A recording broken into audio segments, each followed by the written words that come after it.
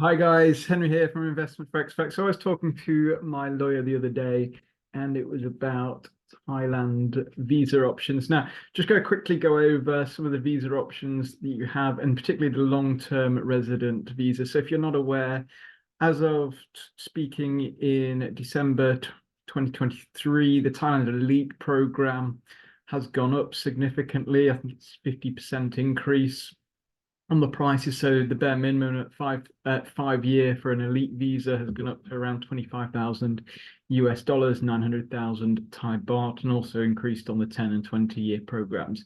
Significantly more expensive than what it was 3, 4 years ago, from 500,000. So it's nearly doubled in price over that time.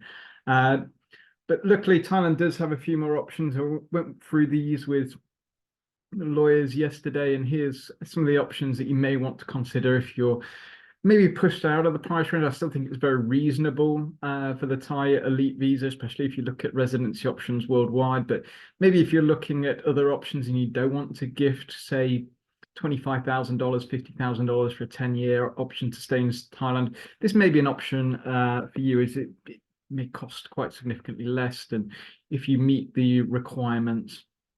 You can still have the same benefits more or less as what the Thai Elite has, with all the kind of fancy services that comes with it. So the advantage of the long-term stay is that it's got fast track airport pickup. You get that with the Elite as well. Permission to work in Thailand. You don't actually get that with the Thai Elite, but if you're not working on the ground, like opening a shop and selling, they don't really police that, as long as your income is not sourced in Thailand, and you're not based on the ground. Personal taxation of 17. So again, for those looking at something like a low tax, moderate income earners that aren't kind of ultra high net worths, with maybe 12 million Sing to invest it for Singapore, it's a good option. And tax exemption for overseas. Again, for those that are looking at a base, this may be it.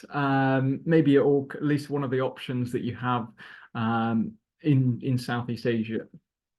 So go over three of the four options. One is a highly skilled visa. It's only going to apply to a certain number of personnel, so it's not too applicable on that. The wealthy citizens, this is what I think most people may be eligible for. It's holding at least 1 million in assets. Now, spoke to the lawyer about the kind of the details of this. It can be in property as long as you can show it's in your name and bank account. So if you've got a combined net worth of $1 million, which is not too difficult to reach these days if you've got property and investments, etc.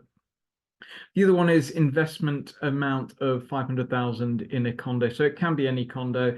Bit off-putting on this amount because it's quite a high amount to have, but again, maybe if you're looking to live here long term, maybe something you want to put into a condo. It doesn't have to be, it's not like a specific condo where it's got to be these new projects. It can be anything, so you can do your research, find a good real estater and get actually a good deal and investment with that. The next one is the wealthy pensioners one, which you have to be over 50. Again, if your personal income is over 40,000 a year or 80,000, and it's quite high, I think, for pensioners. But again, if you've got spoken to a number of pensioners that have kind of dividend income of 250,000 a year that don't want to live in places like Singapore, obviously it's not really a retirement option. Thailand has more of that appeal. Again, it's a good option if you meet that. It does also have the retirement visa, but I do think this is a better option than the retirement visa, particularly if you want to work in Thailand. And also, what I was speaking to the law firm yesterday is that a lot of actually people on the retirement visa, where you just put 800,000 Thai baht into a Thai bank account, you keep it, etc., have actually moved to either the elite visa or this option, just because it's quite a lot of hassle. If anyone that's lived in Thailand or been a foreigner in Thailand for a long period of time knows the kind of the issues that come with immigration in Thailand, how difficult it can be going to Chiang Mai, lining up, etc. They're not really too efficient in their system or kind of fast acting. It's kind of a day wasted of bureaucracy and etc. So this option's a lot easier. They sort it all out for you, and also you get the perks with it. So actually, the retirement visa where you just put 800,000 in a Thai bank account is obviously the easier option. It's a lot less expensive, but actually seeing more people kind of once they're in Thailand convert to these kind of options just because it's more stress-free. It's a lot less hassle. It just takes a weight of not having to worry about all that kind of extra aggravation that you don't need. Finally, the last one is the work professional. So it's 80,000 a year for the last 2 years. Again, this is actually not a bad one to do.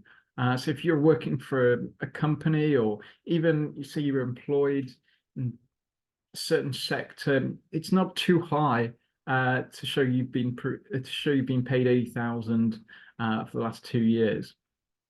I do think this is a good option for the right group. I think it's good that Thailand are coming out with these options and trying to attract kind of the mid-level net worths. Obviously, Singapore, Dubai probably are going to take the ultra high net worths, but these is kind of more to your everyday personnel that can afford, say, got $1 million in assets. I do think this is a good option for the right personnel.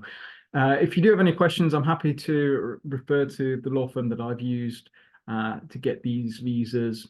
Pretty good and very efficient, and can put you in the right direction. Feel free to email me at info@investmentforexpats.com.